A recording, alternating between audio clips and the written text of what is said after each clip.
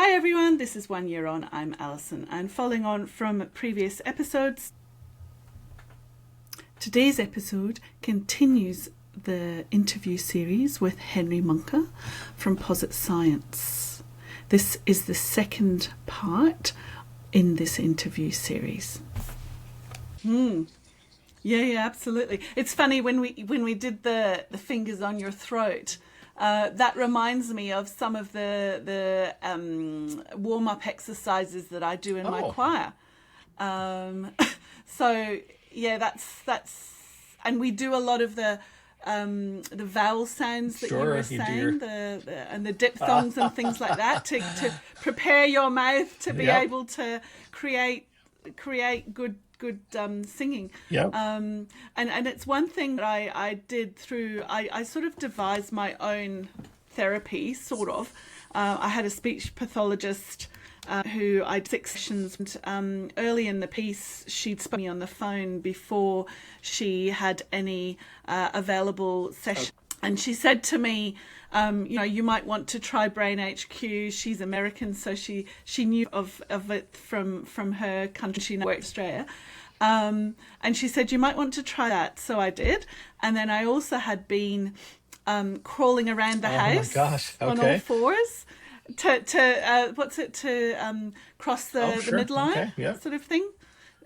Not that I needed any physical therapy, but then there was the thing about the singing, which is what we were talking about before, because my friend who's a doctor had said to me that the part of the brain that controls singing is different to the part that controls speech. And I was having trouble with aphasia.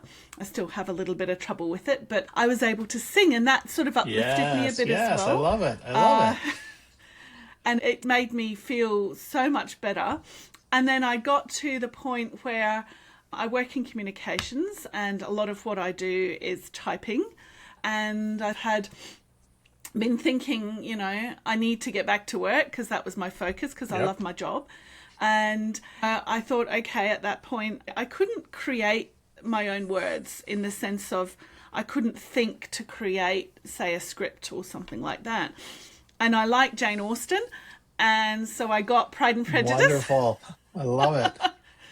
And I opened the book and I started typing and training I didn't understand that it was training my brain, but I was training myself to go back to work. And I thought, I have to get myself able to use a computer well, touch typing. And I sort of couldn't quite hit the keys properly, or on my phone I'd be wanting to open the weather app, but I would hit Instagram or something. And so obviously my fine motor skills were not perfect, but with touch typing there's not a lot of leeway for error. So doing that, I noticed there was an improve over a couple of weeks of doing that task until I was pretty exhausted, and I became faster and more accurate, exactly like you say, and I was able to copy type in a way that I wasn't going to use it for anything, but it was the process of doing to improve what I needed to do to be able to do my job. So that was really interesting for me. Yeah. Well, if you like, I can say a little bit about, what's going on in the brain? Why was that a useful form of brain training and brain rehab, right? So, great. When we talked about that whistling exercise, right, why is that driving brain plasticity? Well, it's driving brain plasticity because it's a form of speed training, right? You're hearing those sounds, and when that short sound comes in, you're paying attention, right? So your brain is pumping a lot of acetylcholine, which helps brain plasticity, right? Those sounds are short and sharp, so all the neurons in your auditory system kind of fire at very, very much the same time. And we know the fundamental law of brain plasticity, and you and your listeners may have heard this, right? Neurons that fire together wire together, right?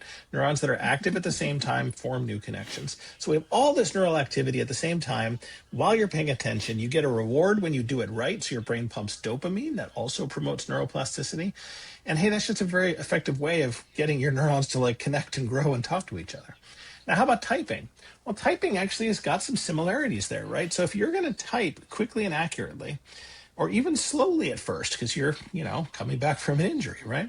Your whole finger has to go down at the same time, right? So you're making this action. And when it goes down, it's like hitting that key. So you're getting this big whack of input all at the same time on the tip of your finger, right? So you're driving that strong synchronous activity across the brain. Those neurons are firing together and they're wiring together, right? And you're doing it while you're paying very careful attention. So you're pumping that acetylcholine. You're probably getting some reward because you're doing it because you love Jane Austen, right? So, you're setting your brain up in the right conditions to rewire itself in that way. And of course, it's by inherently adaptive, right? I assume you wanted to be a faster typer, so you probably started off at the speed you could do, which may have not been very fast for all the reasons you said.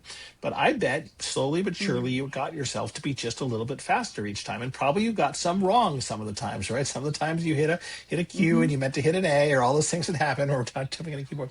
So, you were probably in that Goldilocks zone, paying attention, getting rewarded, doing something required fast, accurate. That is a great form of brain training in a nutshell. And I think a lot of other things are like that. I had no idea at the time. Well, you can tell your speech language pathologist I said so. And it goes on to the singing that you mentioned you do as well, right? Singing and music in general, right? You're all singing at the same time. You have to keep up. You're getting along with this strong synchronous input into the brain, driving that brain plasticity. You're paying attention. You're being rewarded. It's a good activity. Now, singing may not be as quite adaptive because you're in a choir. You may not be able to make it as easy as you like or as hard as you like. But hey, some of those principles are still at play. And so I think of these as really important ways to drive brain plasticity. And I do often contrast this with other things that people come to me that I think are probably not effective, right? I mean, I talk to a lot of people, especially older people, who say, hey, I do crossword puzzles every day. Is that going to protect me from Alzheimer's? And I have to sadly say, probably not, right? You feel like you're doing something, right? You feel like you're remembering and you're thinking, but you're not asking your brain to be faster, right? You can sit there and stare for as long as you like, get the answer or not. And so you don't have to be faster. It's not driving that synchronous input in the same way. And it's not adaptive, right? I mean, the crossword puzzle is either easy or hard, depending on where you are. So, if you love crossword puzzles, knock yourself out. That's wonderful. But I really wouldn't generally think of them as something that's going to drive helpful brain plasticity or be part of the process that revives or builds a stronger and healthier brain. And I think when we spoke last, you mentioned about learning a new language. Yeah. And learning an instrument. Yep. I think learning a new language or any kind of musical training, whether it's an instrument or whether it's vocal training, is really helpful to drive brain plasticity as well. So, I'm actually working on Spanish, as it turns out. I learned Spanish in high school, then I haven't spoken Spanish in many, many years, and for various reasons, I've decided I should get better at it. And again, when you learn a new language, especially the auditory version, not so much the written version, but when you're hearing it and you're speaking it, again, you have to keep up. So your brain has to get faster and it has to get more accurate. You're challenging yourself with those new sounds. And if you're speaking, again, a little bit like singing, right? You've got to produce this vocal motion, if I may put it that way, at the right speed and the right tempo. And again, that's driving that strong synchronous activity across the brain while you're paying attention. If you're learning a language because you got someone you want to talk to, hopefully you're being rewarded as you do it. And hey, that can be helpful. Now, again, the trick is to make it adaptive. With those whistle sounds, we can make them so slow that anyone can get it right. And if you're learning a new language, it can feel very hard at first, right? You just get your feet underneath you. But like we say, you want to be in that Goldilocks zone. You got to recognize, you're going to get some wrong and some right. And I think the thing about learning a language, and I'll say this about music in general, is you don't have to be perfect, right? From a brain plasticity perspective, what's important is that you're learning and challenging yourself. You do not have to become fluent in Spanish. I'm probably not going to become fluent in Spanish, right? But I'm challenging myself in that way. Learning a musical instrument is exactly the same way. My son is a musician, as it turns out. He's a drummer. That's a lot of strong synchronous input that can come into the brain, I would say, when your son is playing blast beats and Norwegian death metal. But he went on to be a jazz drummer. He's a professional musician in New York now, and he left behind when he left school this odd instrument called a marimba. It's kind of like a giant wooden xylophone. And I was looking at it one day, and I'm like, well, I'm going to sell it or I'm going to learn how to play it. So I decided to learn how to play it. I started taking music lessons at the age of 50 or 51 or however old I was. And again, I'm never going to become a concert marimba player, right? That's not my goals around the cards. But hey, when I'm playing, I have to keep up with the music. It's at a certain pace. I'm getting this strong synchronous input from these notes that I'm playing. I'm paying tons of attention. It's a pretty rewarding activity. I enjoy doing it. And so all of that, and I have to make movements, in a very organized, precise way. All of that's driving those preconditions for brain plasticity, that strong synchronous activity, that importance of accuracy in time and accuracy in space, in this case in frequency, while we're attending, and be rewarding. Hey, that's good for the brain.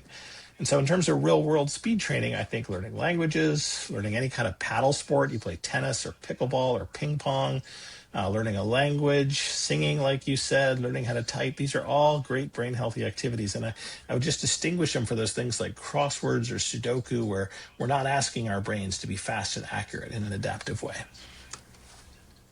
You can be quite slow when you're doing Sudoku because you're thinking about it. And that's the, I mean, maybe it's a case, would it be helpful to time box activity? I guess, but I just think it's very hard to turn that into a speeded activity. I really do. You feel like your brain is turning. Yeah. I get that, but it's just not like having to sing in a choir where you have to keep up with the choir. Or it's not like playing ping pong where someone hits the ball and, hey man, it is time to hit it back. So I just, we've thought about this a lot as we've been building brain training exercises. And I generally don't believe that time boxing the activity makes it into a speeded activity. You have to just rethink it in some more deep-seated way. Don't get me wrong. If you enjoy crossword puzzles, people should do things. Not everything has to be brain healthy. Some things can just be fun. But if we're thinking about, hey, what are real world activities that are speeded that will drive a brain into a healthier state? The kinds of things you and I have been talking about, and singing and music and languages and paddle sports and, all this kind of stuff, typing, it's much more likely to be helpful in rewiring the brain than those kinds of things like Sudoku and crossword puzzles. Well, they're real world activities in terms of helping you with your job, or say the language that you spoke about, you're able to communicate with someone else. Which is what language is for, Exactly. Crossword puzzles are more just just something for fun. Thank you very much for listening. If you've liked this episode, please like, share and subscribe.